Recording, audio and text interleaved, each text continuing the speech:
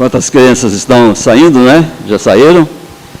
Você abra a sua Bíblia, eu te convido a abrir a sua Bíblia, no texto da Palavra do Senhor, que está no livro, na carta aos Hebreus, no capítulo 12, apenas o versículo 14, inicialmente. Evidentemente eu não vou pregar apenas no versículo 14, mas ele é o texto base para a nossa meditação nessa noite. Hebreus capítulo 12, versículo 14. Espero você abrir a sua Bíblia. Você que está conosco pelas redes sociais, seja bem-vindo. Nós temos a honra de entrar na sua casa, levando a palavra do Senhor, que você a receba como ela é, a palavra do Senhor, que ela faça a diferença também na sua vida. Sabemos que estamos em pleno feriado, muitos irmãos fora, e é assim mesmo, né? Mas nós que estamos aqui ouvimos a palavra do Senhor, os que estão também nas suas casas, ouçam a palavra do Senhor. Que o Senhor fale com você, te abençoe aí na sua casa também. Muito bem-vindo você.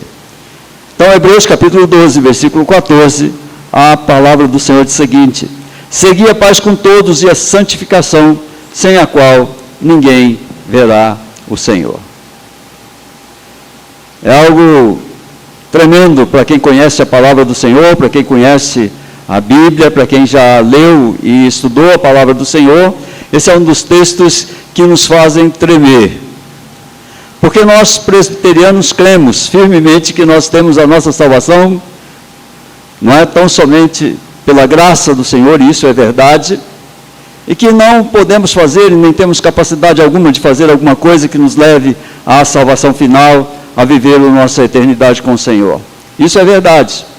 Mas o grande problema é quando isso se transforma numa capa que nos protege daquilo que nós temos que fazer, e aí a gente abre mão das nossas tarefas, daquilo que a gente precisa fazer para o Senhor, da demonstração dessa salvação, e infelizmente nos deparamos depois, no capítulo 12 de Hebreus, com essa palavra, que para estarmos com o Senhor, e às vezes as pessoas confundem, né, e fazem uma exegese errada, ninguém verá o Senhor, e aí as pessoas já acham que é ver, olhar o Senhor. Não. Sem a santificação, ninguém estará diante do Senhor. Ninguém será recebido pelo Senhor sem a santificação. E esse é um grande problema. Porque às vezes eu descuido disso, não é? Nós descuidamos muitas vezes da nossa santificação. E ela é um pré-requisito. Se nós somos salvos pela graça e não pelas obras, as nossas obras também são importantes nesse processo de nos fazer cada vez mais parecidos com o Senhor Jesus Cristo. E se não fizermos isso, de fato, nós estaremos demonstrando que ainda não recebemos de Deus a nossa salvação, ainda não fomos, de fato, convertidos ao Senhor. Esse é o mês em que nós comemoramos a Reforma Protestante. No dia 31 de outubro de 1517, o monge Martinho Lutero expôs 95 teses contra o uso das indulgências, das doutrinas católicas da época, que falavam a respeito da salvação. Ele fixou na igreja de Wittenberg, não é? Ele colocou lá suas 95 teses a respeito da salvação, inconformado que ele estava com a pregação de uma salvação através de sacrifícios. Ele leu Romanos e ele entendeu, leu Efésios e entendeu também que de fato nós não somos salvos pelas nossas obras, mas somos salvos pela graça de Jesus Cristo.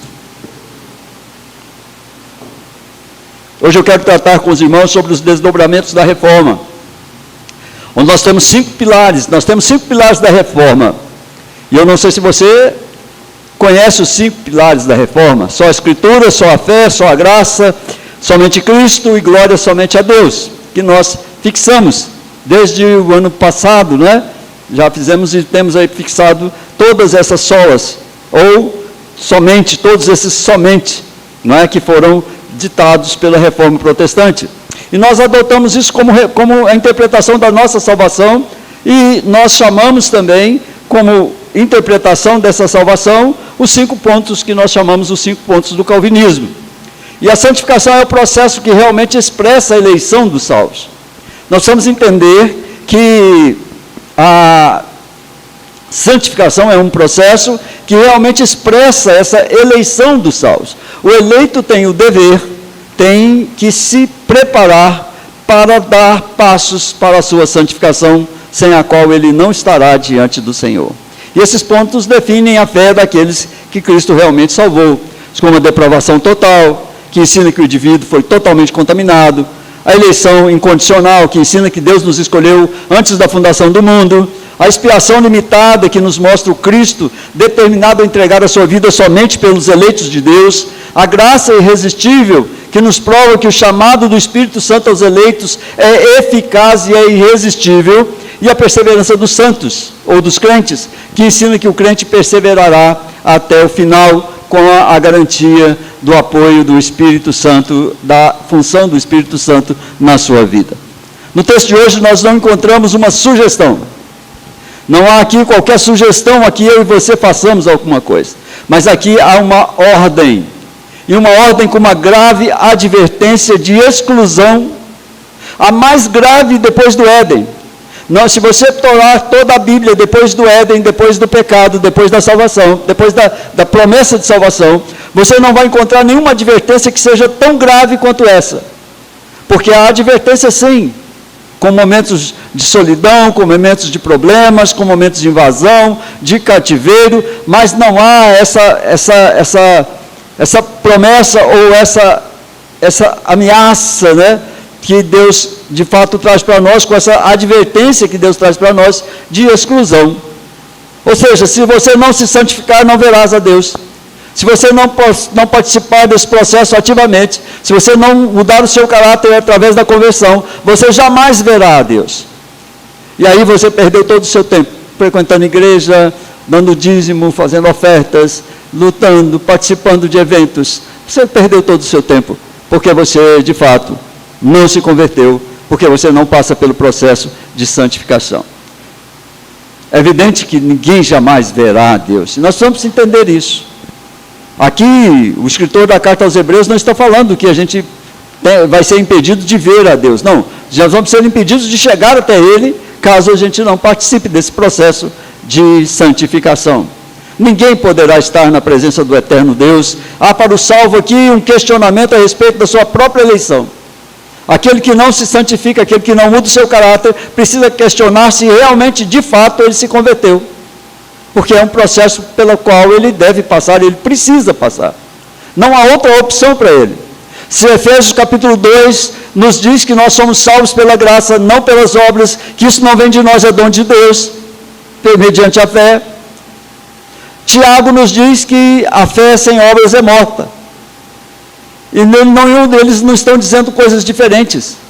Tiago está dizendo, tudo bem, você é salvo pela graça, mediante a fé, foi Deus que deu, é dom de Deus, mas se você não apresenta as obras, qual é o poder da sua salvação? O que Deus fez que te deu a salvação, mesmo que você não faça obra alguma para Deus? No Éden, Deus deu ao homem uma ordem, com uma advertência. Ele disse, se você comer do fruto que eu te proíbo, certamente você vai morrer. Jesus veio para trazer essa redenção. E a última oportunidade de resgate é essa. Cremos no Jesus, nós desse tempo, que já veio. E aqueles antigos no Jesus que viria. E ele realizou esse resgate. É a salvação de todo aquele que crê. Depois desse resgate, o resgatado precisa obedecer à ordem de santificação, que para mim, pessoalmente, é a confirmação da nossa salvação. Santificação, um processo difícil, complicado, que nós enfrentamos, uma luta do Espírito contra a carne diuturnamente, todo o tempo, sem cessar, é a expressão máxima da graça de Deus na vida daqueles que se converteram. O Senhor doou o Espírito Santo porque Ele sabia que sem o Espírito Santo nem eu e nem você somos capazes de nos santificar. Sem a ação do Espírito Santo em nosso coração, nós não teremos nenhuma condição de nos transformarmos à imagem e semelhança do Senhor. Eu quero usar esse texto todo, de Hebreus capítulo 12, de 1 a 13, mas eu quero pensar em todo esse capítulo, pensando a respeito dessa santificação, desse processo que o homem precisa passar na sua vida, depois que se converte. Quando nós cometemos pecados deliberados, desobediência consciente, 1 Tessalonicenses capítulo 4, verso 3, nos diz que a santificação é vontade de Deus. Essa é a vontade de Deus para vocês, a vossa santificação. E a gente se recusa a se santificar quando deliberadamente nós cometemos pecados. Quando deliberadamente nós desobedecemos a Deus. Essa é uma falsa santificação que é construída pelo medo, pelo remorso e não pelo arrependimento. O Espírito Santo é aquele que convence o homem do pecado, da justiça e do juízo. Não é apenas o que consola, mas é aquele que convence. A fé pelo medo, pelo remorso, é uma fé mecânica. Então não adianta você ter só medo de ir para o inferno e por isso você é bonzinho. Isso não vai resolver para você. Não adianta você ter remorso porque você praticou o pecado, ou porque você errou. Não, você precisa passar por uma fase muito mais profunda, que é o arrependimento. Esse tipo de arrependimento por causa do medo, do remorso, não é? Ela transforma o homem num fariseu, um sepulcro caiado, como diz Jesus, uma fonte de hipocrisia, porque ele fala daquilo que o coração dele não sente. Ele está falando a respeito da sua própria santificação, como se isso fosse nada. A santificação não é uma experiência mística, é um arrependimento genuíno, é uma tristeza pelo pecado. Isso é arrependimento. É aquela morte diária para o pecado, é aquele viver constante para Deus. Quando Paulo diz em Gálatas capítulo 2, versículo 20, já não sou eu quem vivo, mas Cristo vive em mim. É uma modificação, uma transformação completa de arrependimento que nos leva à santificação. É um exame que a gente faz, um exame minucioso, que vai até o íntimo do nosso coração, que é feito pelo próprio homem a respeito de si mesmo e a respeito da sua situação diante de Deus.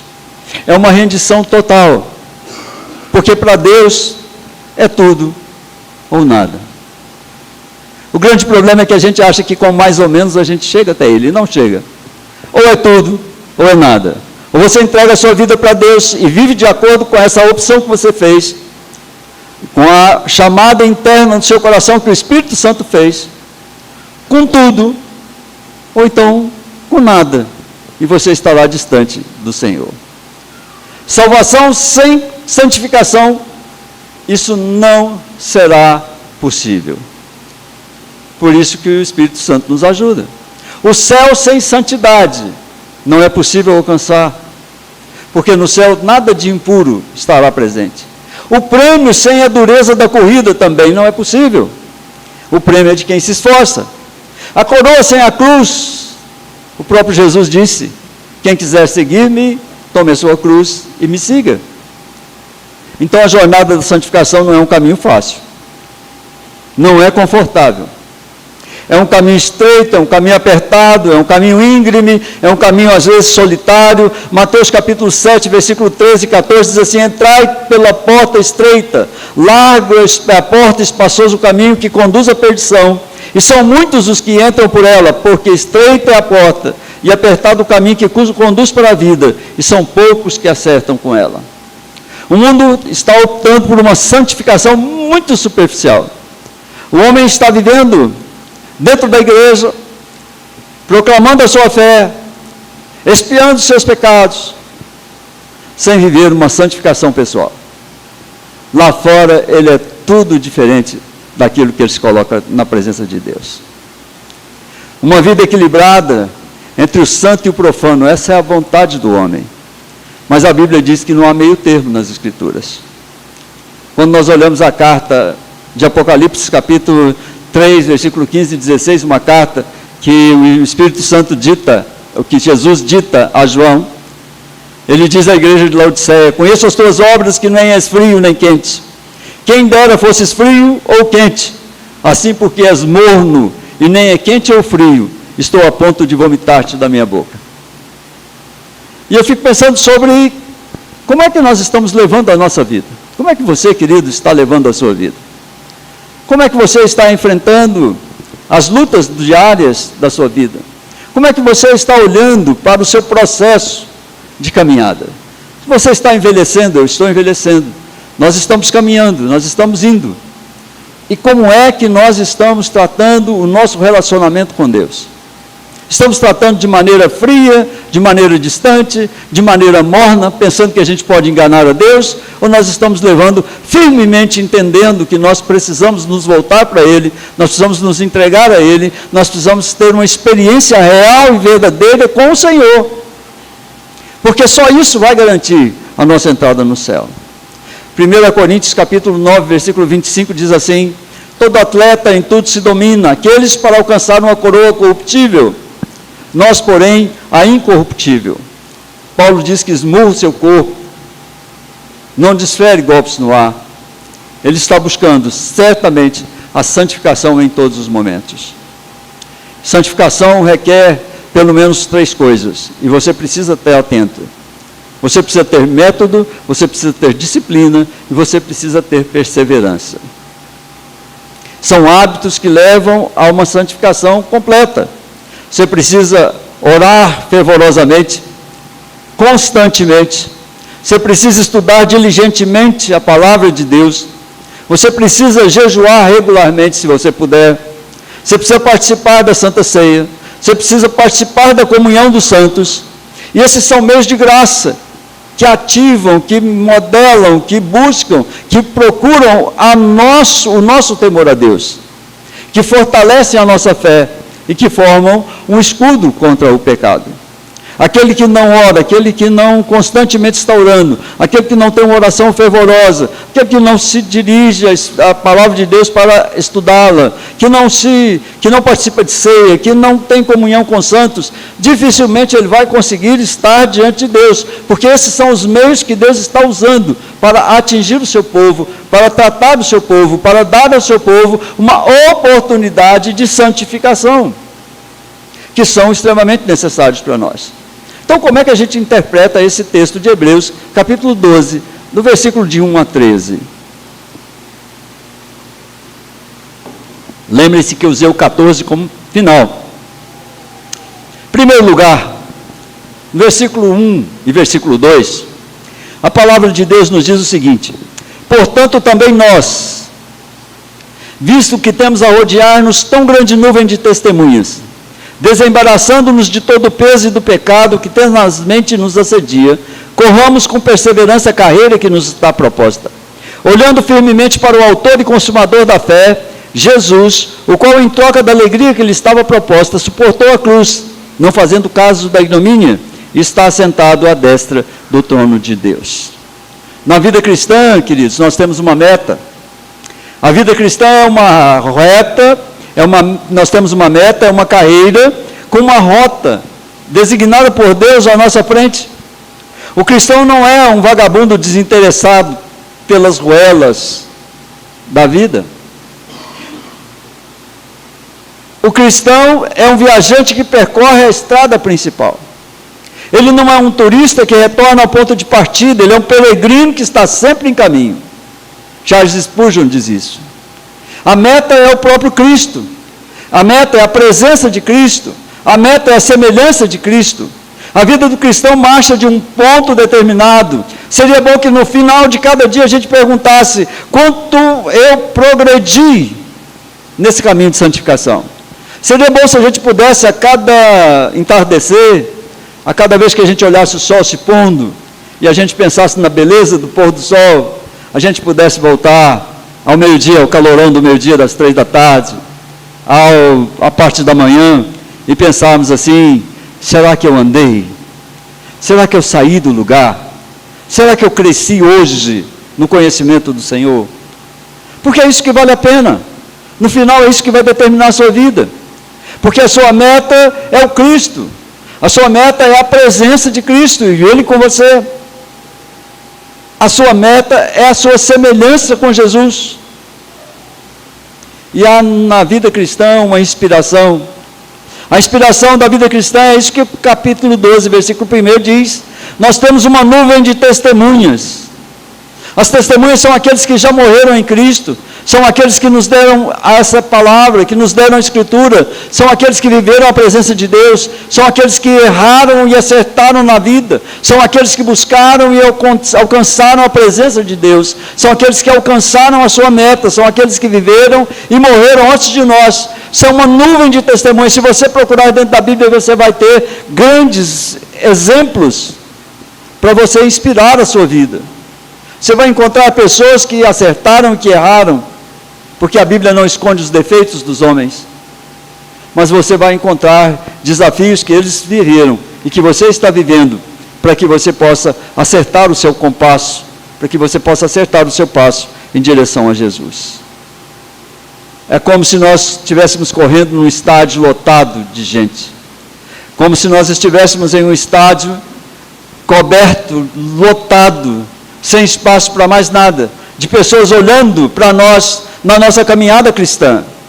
É como se a nossa caminhada fosse uma corrida dentro do estádio e as pessoas nos olhassem, nós olhássemos para as arquibancadas e víssemos milhares de pessoas que dizem para nós assim: vá em frente, eu já venci.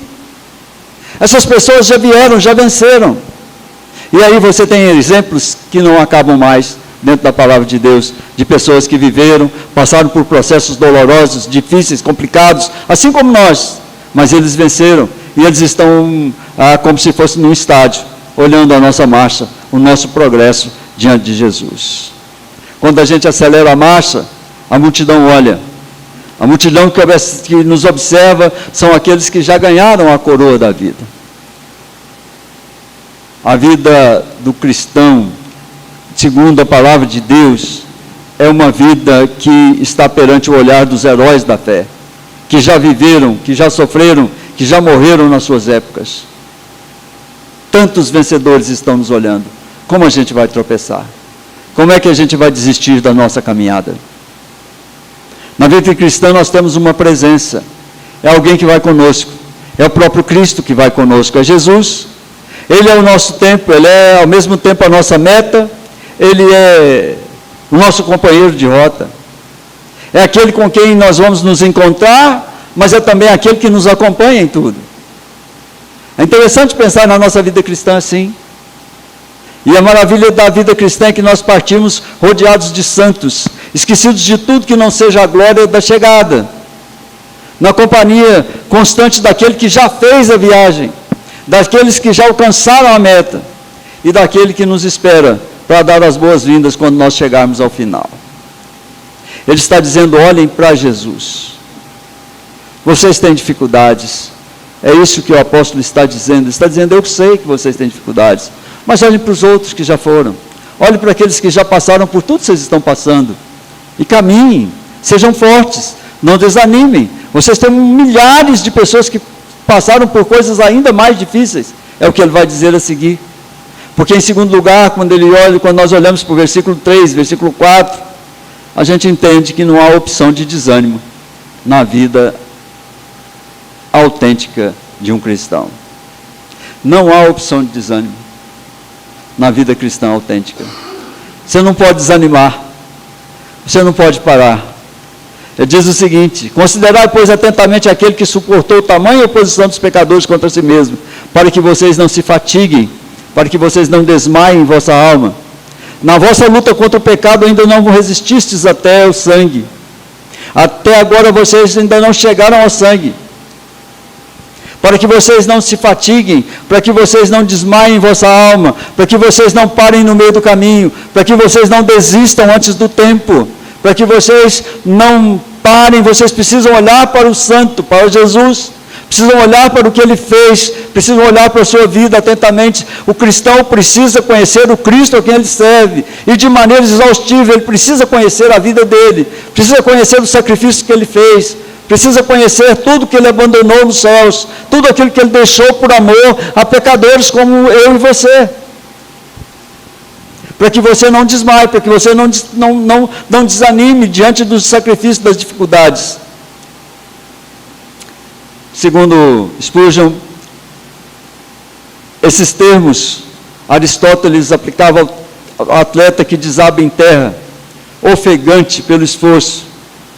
para chegar à meta, para que vocês não desmaiem, para que vocês não abandonem o jogo, para que vocês não abandonem a luta, para que vocês não busquem descanso antes do término, para que vocês não desabem enquanto não tenham traspassado a marca da meta, para que vocês possam se manter de pé, para que vocês possam estar presentes, firmes, até que vocês consigam a finalidade de vocês. Nós entramos na vida cristã com uma visão, e nós precisamos chegar até o final dessa visão.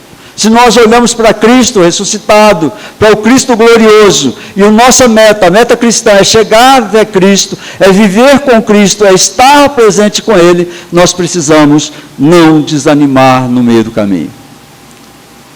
Se eu pudesse dar a você a oportunidade agora de me dizer quantas vezes você já desanimou na sua vida? Quantas vezes você já recuou? Quantas vezes você achou que não tinha mais jeito? Quantas vezes a vida diz para você, você não vai vencer? Talvez você me dissesse assim, pastor, são muitas vezes. Talvez não os nossos jovens adolescentes, né? Estão ainda caminhando, estão ainda crescendo na fé, no amor a Jesus, na graça, no conhecimento do Senhor. Eu tenho muito orgulho dos nossos adolescentes. São firmes na fé. Estão avançando, estão aprendendo, estão buscando. Mas se eu desse a você a oportunidade, eu tenho certeza que você ia dizer para mim, pastor, não foi só uma vez que eu pensei em parar, não. Não foi só uma vez que eu pensei em desanimar. Não foi só uma vez em que eu pensei em dar cabo de tudo. Não foi só uma vez em que eu pensei que nada dava certo. Não foi só uma vez que eu achei que eu não tinha razão em nada. Não foi só uma vez em que eu, de fato, olhei para o espaço, olhei para o tempo, olhei para Jesus e disse, eu não vou. Eu não chego até aí, Senhor Jesus. E o autor dos Hebreus está dizendo assim, para que você não desanime, olhe para Ele. Ele largou tudo, Ele deixou tudo, Ele sofreu tudo que Ele não precisava sofrer, para que você pudesse caminhar do jeito que você precisa caminhar, para que você pudesse ter essa esperança, essa força de caminhar olhando para Ele, para o exemplo dEle. Não desmaie na sua alma, não deixe a sua alma desmaiar, não deixe o seu coração desanimar, porque a carreira é belíssima, a corrida é maravilhosa. Mas não é fácil. Mas não é pavimentada. Ainda é como se fosse aquelas estradas de terra difíceis, né? Complicadas de passar.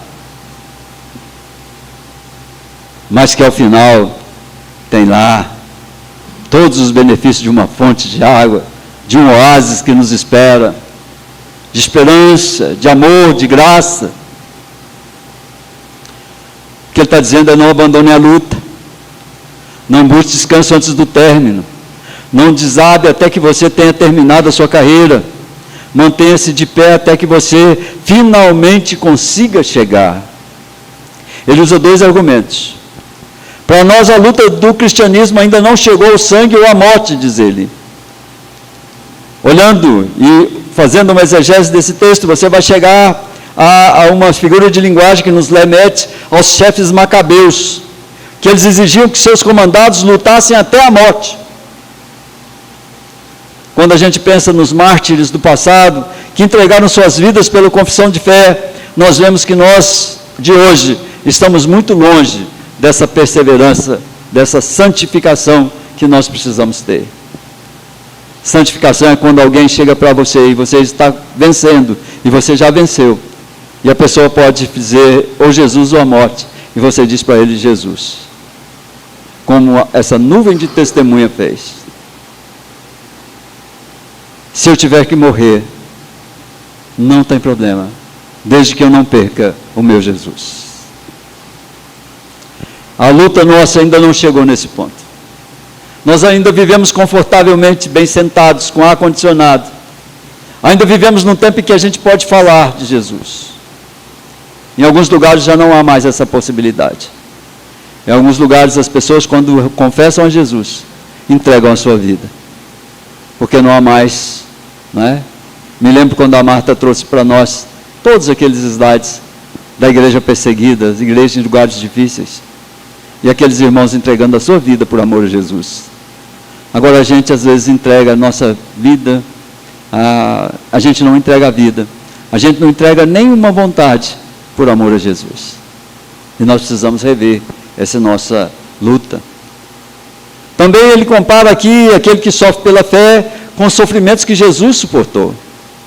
Jesus deixou a sua glória, assumiu toda a estreiteza da vida humana, enfrentou a inimizade, a hostilidade dos homens, e no final ele ainda se submete à cruz. Aí o autor pergunta assim: como podem comparar o que vocês têm que suportar com o que ele suportou? Ele fez tudo isso por vocês, o que vocês vão fazer agora? Essa pergunta, irmãos, essa pergunta de Hebreus capítulo 12, o que é que nós vamos fazer da nossa vida cristã? O que é que nós vamos fazer da fé que nós professamos em Cristo Jesus? Como nós vamos defender uma fé que não se suporta através de uma santificação, de um processo, de um trabalho em que nós vivemos Cristo dia após dia, na nossa vida diária, na nossa vida cristã, na nossa vida do nosso trabalho, na nossa vida dentro do lar? Como é que eu vou poder fazer isso? São 2 versículos que demonstram que o custo da fé cristã custou a vida de todos os santos, todos os mártires antigos, a vida inclusive do próprio Filho de Deus. Algo que causa tanto, algo que custou tanto, não se pode desprezar de maneira leviana. Então há um imperativo para cada cristão, para cada um de nós: mostre-se digno do sacrifício que outros e que o próprio Deus, em Cristo Jesus, fez por cada um de nós. Fez por você. Mas em terceiro e último lugar,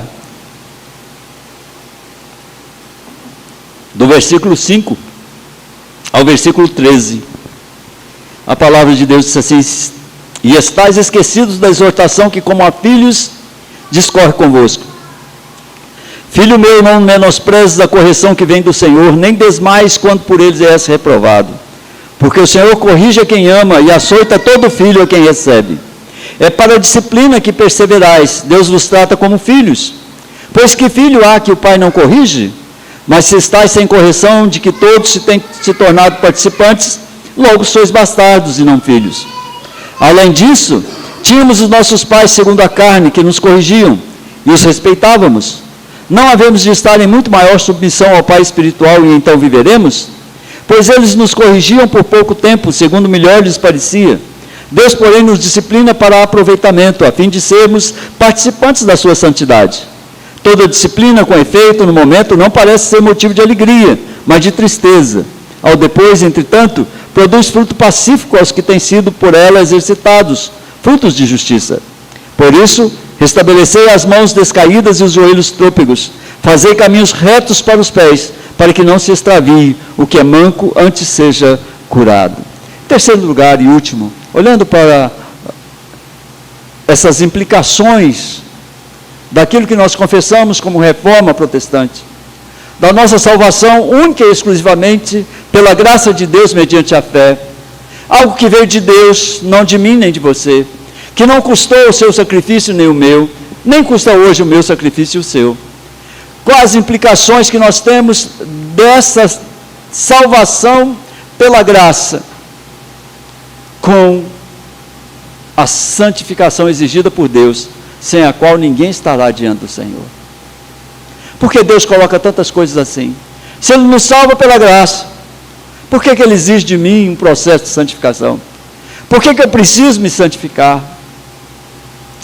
Terceiro lugar, queridos, às vezes, a disciplina de Deus, que é exercida sobre nós, nos leva ao desespero, ao sofrimento, ao abandono das coisas, mas a disciplina de Deus não deve nos levar ao desânimo, deve nos levar à perseverança que nós precisamos apresentar a Deus. Nós somos lembrados aqui dos sofrimentos, de quanto nossos antepassados cristãos sofreram, quanto foram submetidos à disciplina de Deus. Sabemos aqui que essa disciplina deve nos corrigir, nos levar a ser melhores. Não seria sinal do amor paterno deixar que o filho faça o que queira? Se você deixa o seu filho fazer o que quiser, que ele busque sempre o caminho mais fácil, não é amor de pai. Um pai que age assim não demonstra amor ao seu filho.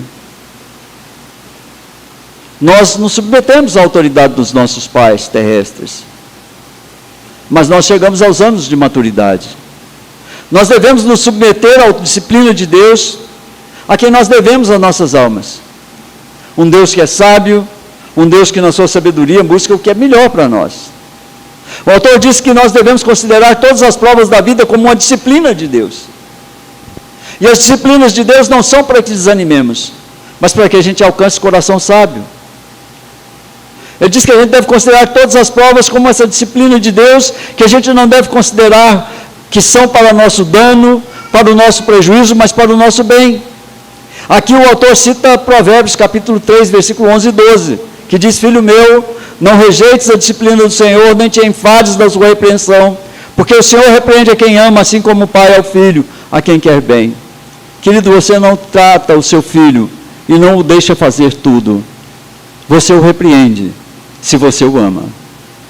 Se você o ama, você trata com ele, não de forma cruel, mas de forma a querer o seu bem, que ele cresça nos caminhos que podem levá-lo ao sucesso, que podem levá-lo ao grande amor de Jesus.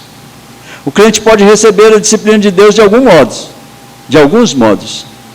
Ele pode receber a disciplina de Deus de modo resignado. Não é uma aceitação voluntária, é uma aceitação derrotada. É uma concordância sem convicção. E isso faz com que ele acabe sucumbindo em desânimo, quando ele resignadamente, quando ele se resigna com aquilo que está acontecendo. Ele pode receber com urgência, aceitar a disciplina, mas determinado tempo da duração, a partir do qual ele já começa a considerar que isso é uma injustiça feita com ele. Como autocomiseração, ele se vê vítima de alguma situação difícil, dá a impressão de ser o único no mundo, golpeado, afligido pela vida, e se julga uma vítima. Pode aceitar a disciplina de Deus como se fosse um castigo. Tem alguns que consideram a Deus como um Deus vingativo. Quando algo acontece a eles ou àqueles que eles amam, eles perguntam: o que foi que eu fiz para merecer isso? É como se fosse um castigo por ele existir. Mas corretamente, nós podemos aceitar a disciplina como uma ação de um Deus que nos ama. Nós devemos perguntar: o que é que Deus quer me ensinar nessa situação que eu estou vivendo? O que Deus quer fazer de mim? O que Deus quer fazer comigo por meio dessa experiência que eu estou passando? O verdadeiro cristão sabe que tudo que lhe sobrevém procede de um Deus que é Pai, e que a mão de um pai como o Senhor jamais causará ao filho uma lágrima que seja inútil. Tudo aquilo que nós passamos, irmãos, vem de Deus. Todas as situações que nós passamos, boas ou ruins, vem de Deus. O diabo não pode fazer nada com o cristão que não seja permitido por Deus.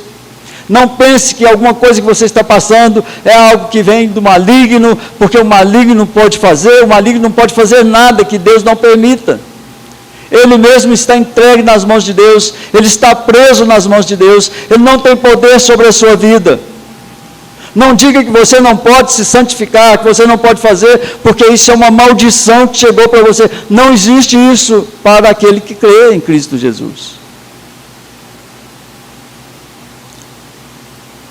O cristão sabe que tudo que acontece significa algo, que tem um propósito, que leva o desígnio de fazer dele uma pessoa melhor, mais sábia. Eu quero lembrar que não há disciplina de Deus que não tenha a fonte no amor.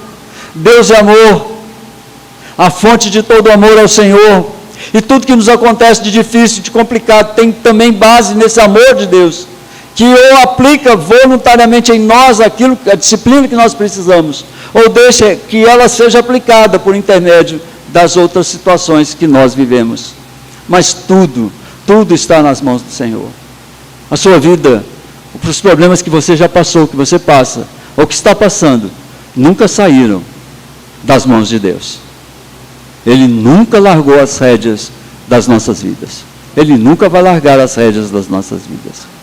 E aí ele dá uma ordem: restabelecer as forças, fortalecer os joelhos que se dobraram, traçar rotas retas para caminhar, ser curados, exercitados na disciplina de Deus, disciplinados com a caminhada que tem destino.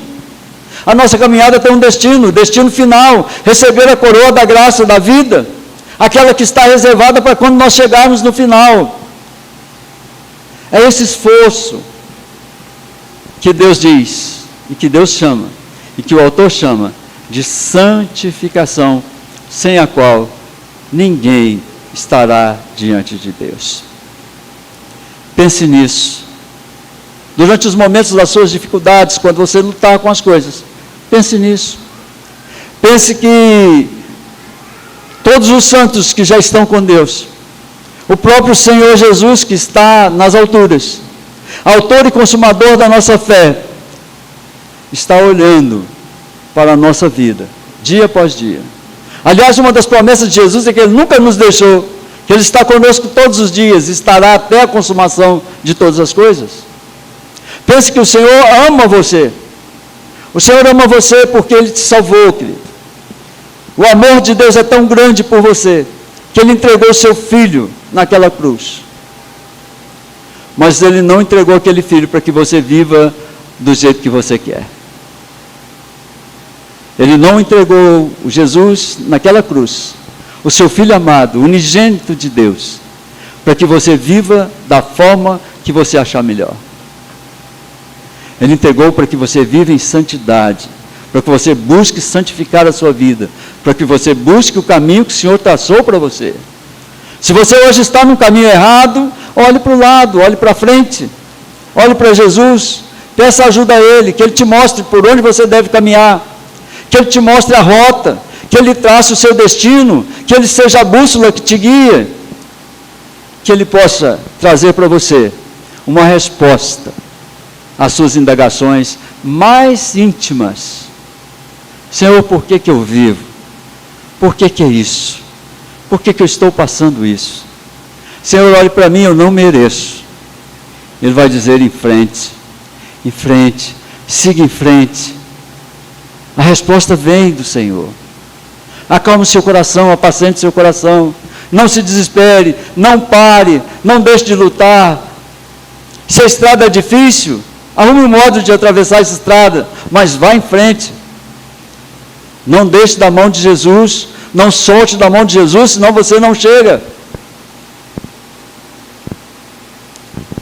Eu quero já ir concluindo, fazer uma aplicação para você. Toda disciplina que vem de Deus visa crescimento em santidade daquele que Deus ama. Não é à toa que o autor termina aqui essa perícope, ou esse espaço aqui, dizendo que restabeleça as mãos descaídas, os joelhos trôpegos, fazei caminhos retos para os pés, para que não se extravie o que é manco antes seja curado. Jesus está dizendo para você, restabeleça suas mãos se elas estão caídas. Se os seus joelhos se dobraram, firme os seus joelhos. Façam caminhos retos. Olhem para Jesus. Santifique-se. Santifique-se. Busque a santificação, porque sem ela você não verá, Senhor. Você não estará diante dele. Não se iluda. O grande problema às vezes é que as pessoas podem pregar e dizer a você, olha, fique tranquilo, você é filho de Deus, você já nasceu para ser salvo, você já tem a salvação, você não precisa de mais nada, e a pessoa demonstra com a sua vida que de fato ela não tem a salvação em Cristo Jesus. Porque de fato, como diz Tiago, a fé sem obras é morta, ou ela não existe. É uma fé na fé, não é uma fé de salvação. A pessoa foi apenas convencida, não foi convertida. O verdadeiro convertido anda de cabeça erguida. Não há nada que possa trazer para ele vexame. Não há nada que possa trazer e tirar dele a alegria de estar num culto ao Senhor, de louvar o Senhor, de cantar ao Senhor, de viver para o Senhor, de se alegrar na presença do Senhor. Nada. Mesmo que ele esteja chorando, o coração dele diz, eu sou do Senhor. O Senhor está olhando para mim, Ele está cuidando de mim. Portanto, santifique a sua vida. Essa é uma coisa que você tem que fazer. E como Jesus sabia que você não daria conta de santificar a sua própria vida, Ele te deu o Espírito Santo, para que Ele te ajude. Olhe para o Espírito, que te habita, que está no seu coração. Tire dele forças, para resistir nos momentos maus, para viver com intensidade a sua fé em Cristo Jesus, para viver com alegria os seus dias nessa terra, para que você, ao ser recebido por Jesus, possa ouvir dele: vinde benditos do meu Pai, entrai para o descanso que está reservado para vocês. Busque a santificação, querido, com todas as suas forças. Olhe para os exemplos dos santos que já nos deixaram, porque a história bíblica nos ensina que aqueles já viveram, já passaram, mas alcançaram em Cristo uma vida muito melhor do que tiveram aqui na terra. A palavra de Deus nos diz que Deus tem preparado para aqueles que o amam coisas que ninguém pode imaginar, coisas tão maravilhosas que a gente não pode imaginar. Sirva a Deus com alegria, faça dele o propósito da sua vida, santifique a sua vida, busque santificar a sua vida. Vamos ficar de pé?